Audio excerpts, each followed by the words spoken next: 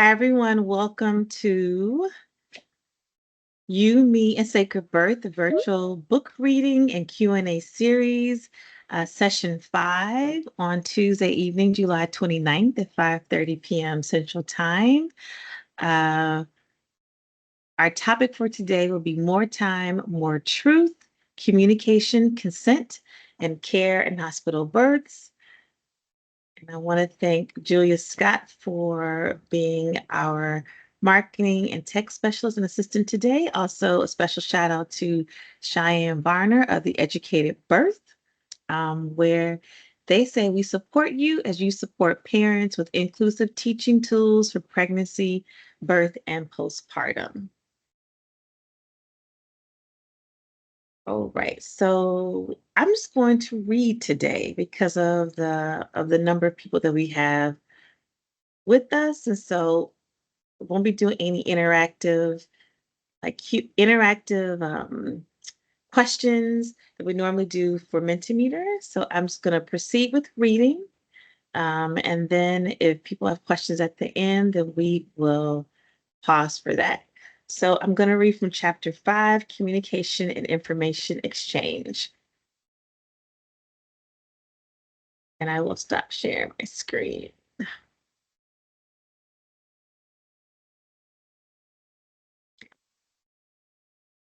So he told me, well, I broke down crying. He watched me deal with my crying. So because I was like, I don't want to be pregnant no more, and I was just crying, he let a nurse come in and explain to me that you have a higher risk of a C-section if we induce you.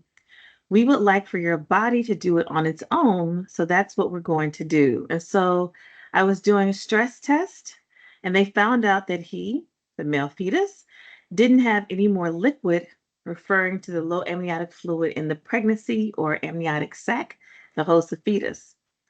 Like I had a stress test on Friday, and then that Monday I didn't have any fluid.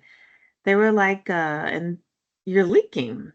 I'm like, I can't tell the difference between regular, you got pregnancy discharge, and but they explained it to me to not get an induction, and I appreciated that once I learned more about it. I still ended up being induced because he ran out of fluid and wasn't coming. I had a reason. And so I was really glad that he, the obstetrician, didn't just go for the money and be like, oh, she's tired of being pregnant, get the baby out and we can get more money, as opposed to this time being told to be induced. But for the health of me and my baby, I felt like I was given more information. I learned about preeclampsia. I was scared of preeclampsia. And for the fact that my blood pressure hit so high, the day I got out the hospital, I was in the ER for 2 days after I had him because my blood pressure was extremely high. And so I was thankful that they made that decision and took him out on the 5th as opposed to the 12th. But I also felt like it depends on the moms who ask and educate herself. Not just you can't let them tell you anything and why. They try to tell moms and don't let them tell you anything. If they want an induction, ask why. If they want to do a C-section, ask why. The opening Black birth narrative about Maya describes the expressions, expectations, and experience of communication and information exchange, the third patient and community-informed quality domain in the sacred birth framework. Four dominant perspectives of communication and information exchange emerged from exploring meanings and measurements of quality as described by 36 Black mothers in Oakland and Los Angeles in 2019. Number one, seeking help, information, or health care from the hospital health system. Number two, informed consent and informed refusal. Number three, need to dispel myths and misconceptions about the possibility of a vaginal birth after cesarean birth or a VBAC. And four, communication, information, and education, the absence or presence. During the Oakland focus groups, Maya recalled the experiences of seeking help, information, or healthcare information from a certified birth professional within the hospital or health system.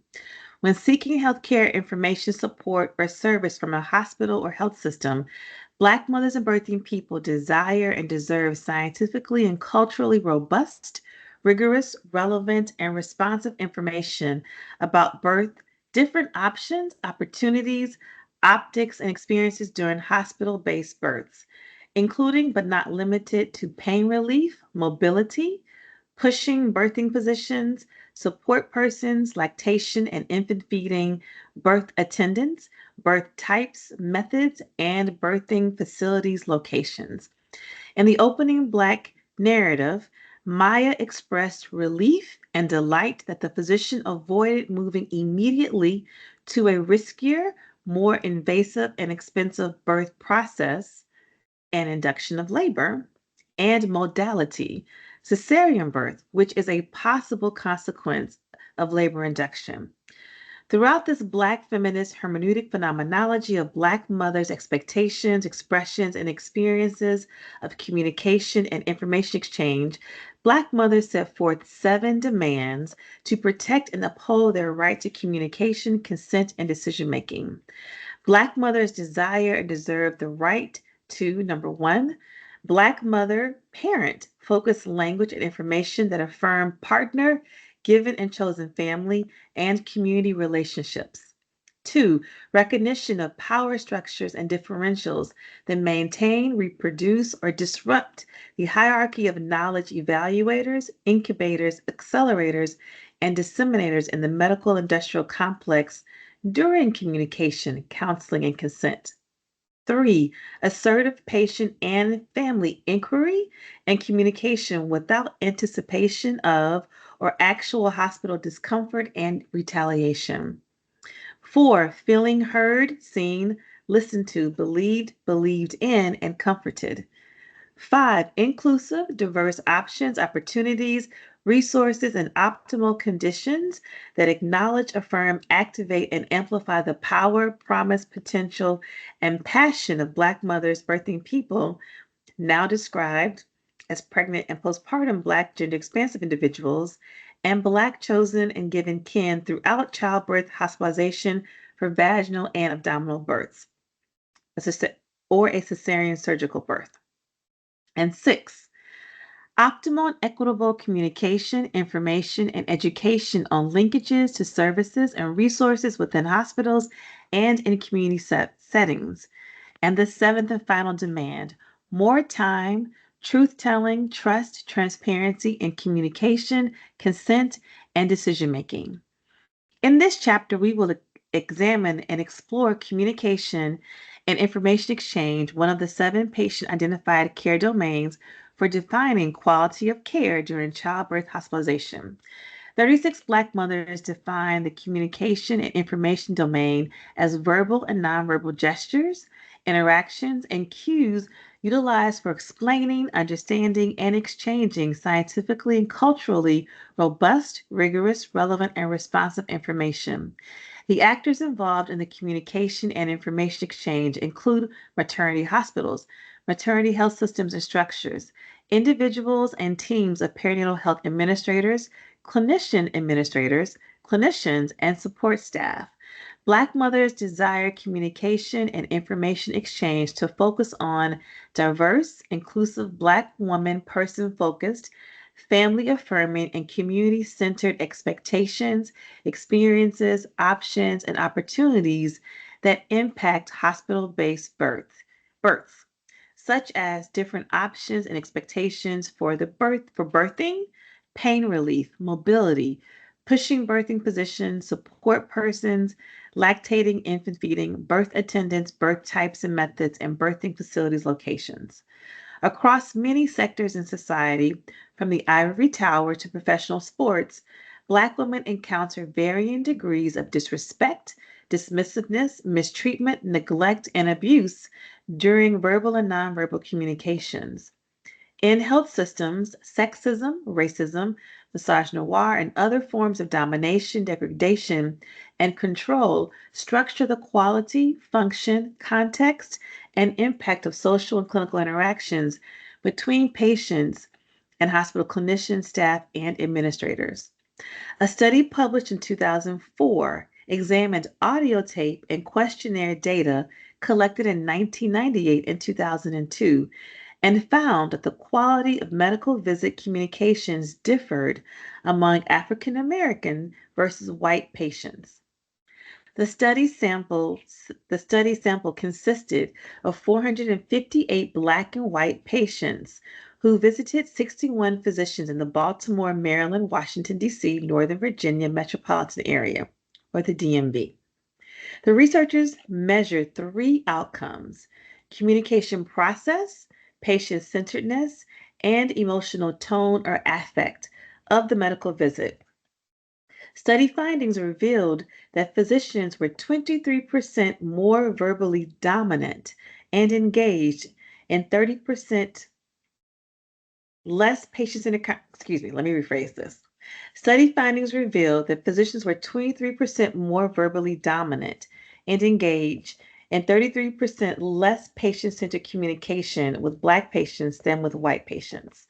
The results also demonstrated that both Black patients and their physicians exhibited lower levels of positive affect than white patients and their physicians did. Nearly 2 decades later, researchers decided to seek evidence to support reported experiences of Black individuals and women as two different groups navigating structural marginalization and minoritization, feeling dismissed or doubted by healthcare workers. The researchers set out to identify the types of linguistic or language producing systems of communication used by physicians to show that they doubt or disbelieve patient narratives of their lived experiences, committing acts of testimonial injustice, and then explore racialized and gender differences in the use of such linguistic mechanisms. The three primary measures included utilization of three linguistic features that suggested disbelief based on content analysis of 600 clinic notes for patients seen in an academic ambulatory internal medicine practice in 2017. Quotes such as putting quotation marks around the words, for example, reaction to medication, again, suggesting disbelief by putting the quotation marks, using specific judgment words that suggest doubt, such as claims or insist, and other things called evidentials, sentences made by physicians to label patients' symptoms or experiences as hearsay versus truth. The researchers used natural language processing to evaluate the differences, excuse me. Ooh, I'm having a time today. The researchers used natural language processing to evaluate the prevalence of each linguistic feature in the remaining notes and assess differences in the prevalence of each linguistic feature by race or gender. To account for clustering of notes within patients and providers, the researchers amplified mixed effects regression analysis. Study findings from 9,251 notes written by 165 physicians, about 3,374 unique patients, showed that 74% of patients identified as Black individuals and 58% identified as female. In the practice of documentation and dissemination of healthcare information in the health records, physicians were more likely to write clinical notes about Black patients using at least one quote. Remember, putting the quotation marks to suggest disbelief or doubt. They also use more evidentials and at least one judgment compared to their written communication about white patients. So they were basically less likely to document and disseminate information in the health record to suggest they disbelieved or denied the truth of white patients compared to Black patients. In the practice of documentation, in these study findings, they demonstrated no difference in notes based on patient sex, female versus male, for the use of judgment words or evidentials. Physicians were more likely to use at least one quote to show they doubt female patients. So again, for Black patients, they use all three examples: quotes, evidentials, and quotes evidentials and judgment words when they were Black patients. And for female patients, they only use one type of way to suggest doubt, and that was using quotation marks. The researchers conclude that physicians are more likely to subject Black patients to systematic bias in physicians' perceptions of Black patient credibility, a practice identified by the researchers as testimonial injustice. Therefore, any healthcare professional holds the power and potential to weaponize communication and information in the documentation and dissemination of healthcare information in patient handoffs, patient sign-outs, and paper or electronic health records. Engaging and then entering the medical industrial complex places structurally and historically marginalized and minoritized communities at greater risk for violations of patient safety based on and differential and dynamic levels of power and varying power relations that shape and bestow certain types of privilege and positionality on a select few structurally protected classes or groups. The power differentials and dynamics within the medical industrial complex determine the onset, frequency, timing, duration, intensity, and content of communication and information exchange in a manner that reinforces a hierarchy of human value and knowledge based on skin color, genitalia, and attainment of medical training. The hierarchy of human value and knowledge establishes what I call medical normativity, which is a concept based on four assumptions. Number one, medical knowledge, training, and certification are the preferred or normal modes of knowing and understanding health and disease in humans. Number two, the patient physician binary is the standard model of healthcare service provision and utilization. Number three, healthcare relationships are best established between patients and physicians, wherein the medical industrial complex asserts and then elevates medical knowledge as superior to cultural, spiritual, and experiential knowledge. And the fourth assumption, knowledge acquisition and application follow a hidden algorithm that asserts and reinforces race as a biological construct that defines norms and narratives for healthcare seeking behaviors, outcomes, and experiences. The consequences of medical normativity include the development and sustainability of a healthcare hierarchy and economy that facilitates the exclusion, erosion, and erasure of other forms of healthcare relationships and service models beyond medicine, such as midwifery, nursing, doula support, mental health, lactation support, and spiritual advisors. Second, medical normativity justifies the reproduction of biological determinism, which then establishes white people, particularly white cisgender heterosexual women, as the default and desired patient in sexual, reproductive, and perinatal service provision and training. Third, medical normativity facilitates control and domination of Black women, girls, and gender expansive people within the patient physician binary model of care and willfully adopts and expands upon racist, sexist, and classist archetypes of Black women, girls, and gender expansive people that originated from slavery. Thus, medical normativity standardizes medical language and behavior that reinforces its four assumptions and sustain differential power relations and dynamics between physicians and patients. In the provision of medical care during childbirth, hospitalization, Black women, girls, and gender expansive people report repeated episodes and experiences of medical mistreatment, neglect, dismissiveness, delays, and denials.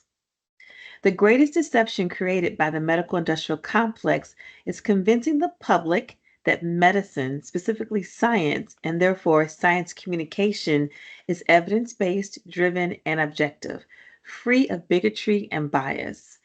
Additionally, medical normativity assumes a bidirectional flow of information that labels the information obtained from patients as subjective, while information obtained from the physician as objective. The organization of medical information and its subsequent packaging and dissemination of medical information in oral, such as patient handoffs and patient signouts, and written communication, such as the paper or electronic health records, follows the standard format divided into four sections, collectively called the SOAP note, the letters SOAP. The S stands for subjective information about the patient's history elicited by the physician in training, or medical student from the patient. The O stands for objective, additional information collected about the patient's existing or new medical conditions using a physical exam and technology such as lab tests, imaging studies, monitors, and extraction of samples of saliva, blood, urine, tissue, stool, including amniotic fluid using invasive or non invasive tests. Three, the A. The A stands for assessment. Physician centered list of potential causes of the medical condition, sometimes prioritized by most likely to least likely primary causes or contributors to medical symptoms, discomfort, or disease. And four, the P. The P stands for plan. Usually a patient-centered, excuse me, that is not what I wrote. P for plan, usually a physician-centered prioritization of a sequence of steps or events to gather more information to narrow the list of potential causes, which we call a differential diagnosis, to then offer options to ameliorate any pain or other forms of discomfort or to lessen the progression of discomfort or disease. The quality, timing, and sequence of supported steps described by physicians in the plan are usually dependent on several multi-level independent and intersectional factors, usually organized in five dimensions of institutional capacity, accessibility, such as approachability, acceptability, availability and accommodation, affordability, and appropriateness, and five corresponding patient abilities to access care services and support: ability to perceive, ability to seek, ability to reach, ability to pay, and ability to engage. Many times, physicians and patients are unaware of how robust, rigorous, relevant, and/or restrictive the plan of care can be, since physicians and patients collectively lack control over options available to them from their institutions and insurance plan. Until grave illness combined with structural and systemic incompetencies impact physicians and hospital administrators, they usually lack nuanced insights into the power relations and dynamics of navigating healthcare communication during counseling and decision making. Throughout pregnancy, labor, childbirth, postpartum, and beyond, Black mothers actively search for answers to questions about their growing bodies, babies, and placentas from multiple informal and formal sources. Black mothers constantly solicit and elicit advice about how to adjust to their growing bodies, babies, and placentas from family, community, or maternal fetal medicine, high risk OB specialists, or other licensed birth professionals such as an OBGYN physician, a nurse midwife, or nurses. In the quest for knowledge and understanding of the physiological changes of pregnancy, childbirth, and postpartum, including the possible and subsequent onset of new and or the exacerbation of existing medical, social, or behavioral conditions and diagnoses, Black mothers desire and deserve to trust the physicians and nurses assigned to care for them and the integrity of the information given to them. Black mothers desire and deserve a perinatal workforce that possesses both interest and capacity to offer information customized to their patient preferences and priorities. Black mothers desire and deserve healthcare services and healthcare information that extend beyond textbook pregnancy age or pathology, specific anticipatory guidance. Black mothers desire and deserve the art and science of medicine and nursing that better aligns and activates their person focused humanistic perinatal health care. Black mothers repeatedly express their expectations for physicians and nurses to actively facilitate and, and participate in a culture of explaining, understanding, and exchanging information in the most optimal and equitable manner for themselves and their given and chosen kin. Earlier in chapter 2, during one of the Oakland focus group discussions, Ayana demonstrated an act of vulnerability by sharing her desire for hospital nurses to provide care with more understanding and to form genuine human attachments with Black mothers. In chapter 3, Ayana reflected upon the actions of a nurse who returned to visit her on her day off and how the nurse's generosity of care and compassion caused her to feel valued, connected, and safe. In considering her expectations and experiences of communication and information, Ayana explained the impact of guidance from her health informed her planning and preparation for childbirth in a hospital setting. Then I got some advice from them and also from the doctor that was visiting and a midwife. There was a lady, there was a lady that she was there every 3 months, 6 months, and 9 months. And then she would go in and she would give you advice on what you need, even in the hospital, and what do you have to take. She was giving me a list, and I had a plan for what I needed before I bought everything. While Black mothers also shared their expectations for hospitals and health systems to provide scientifically and culturally robust, rigorous, relevant, and responsive information about different expectations, options, and experiences during hospital based births, Black mothers asserted their need for their care team to acknowledge, activate, and amplify their autonomy, specifically their bodily autonomy, lived experience, and intuition as the mother preparing for their childbirth. Kiera, one of the Black mothers in the Oakland focus group, previously shared in Chapter 2 how the labor and delivery triage nurse dismissed her pain when she showed up in active labor with prior ultrasound findings of her baby in breech position, meaning not head down, but butt down.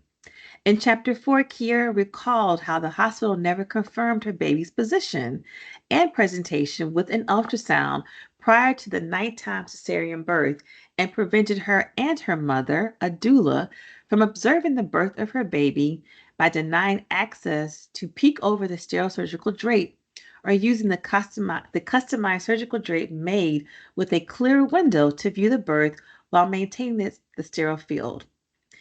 As a first time Black mother whose own mother was a Black woman and doula, Kira offered meaningful insights about navigating the tensions between seeking help or health information and having the space to think freely and make decisions on one's own.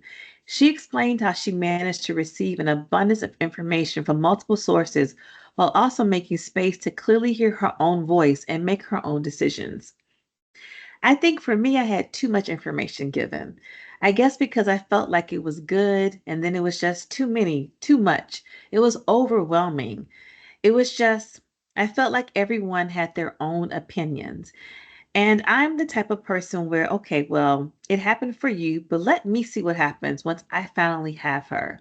So I guess a lot of information was given, even from doctors, but sometimes I feel like doctors don't have the last say. So either in hospitals, so they just don't have the last say so. So I felt it was more like trusting myself and my own instinct as a mother. I was being a first-time mom. I was just given too much information. You should do this and you should do that, this and that and the other. The doctors, it was too much.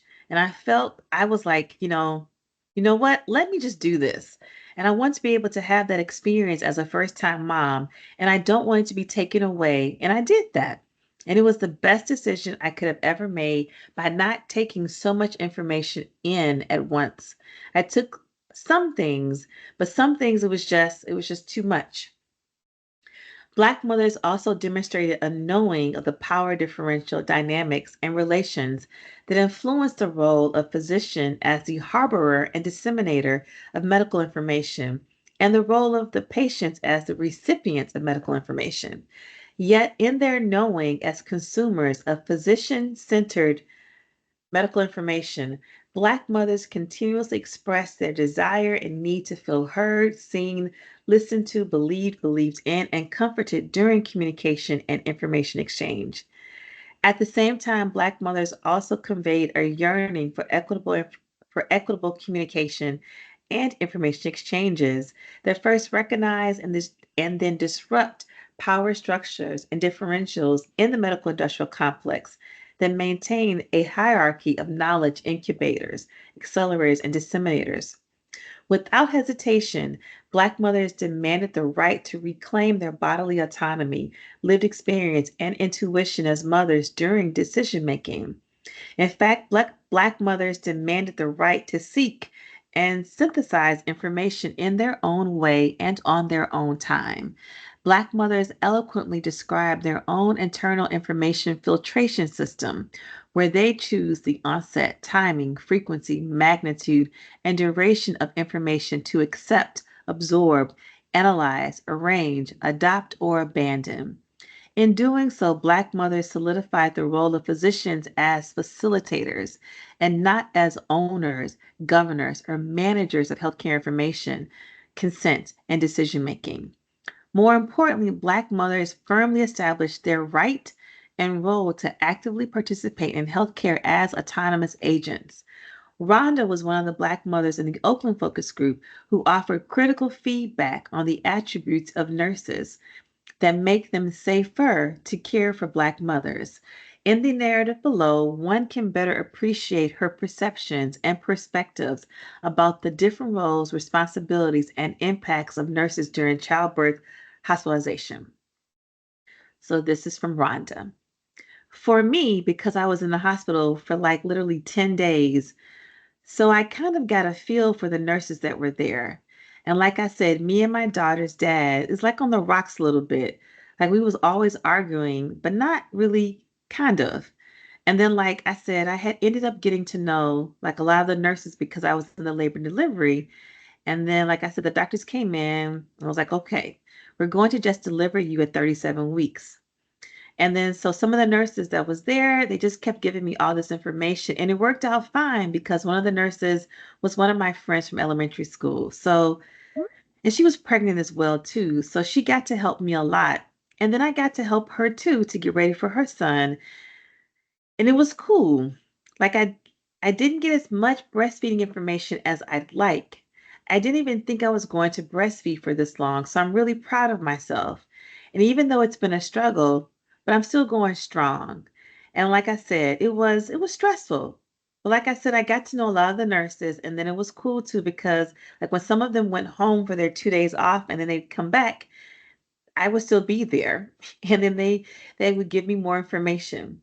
And then sometimes they would give me diapers or they'll give me like extra chugs or whatever the case may be. So when I go home and I didn't have a bathtub because I kind of got cool with them, I didn't have a lot of stuff yet because I didn't prepare for her to come that early. They just started giving me extra stuff so that like when I got home, I'd have everything that I needed, like a whole bag full of like Infamil or whatever, like the little tiny tubes or whatever.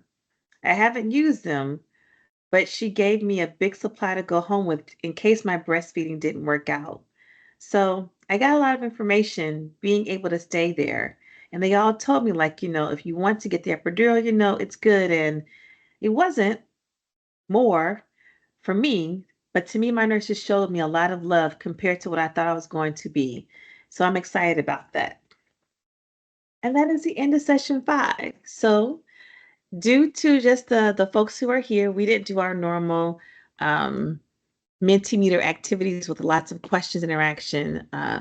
So that is session 5. We hope that you will come back next month for session 6, where we will be talking about chosen and given kinship.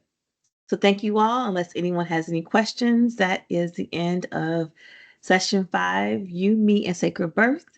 More time, more truth, communication, consent, and care in hospital births. Thank you.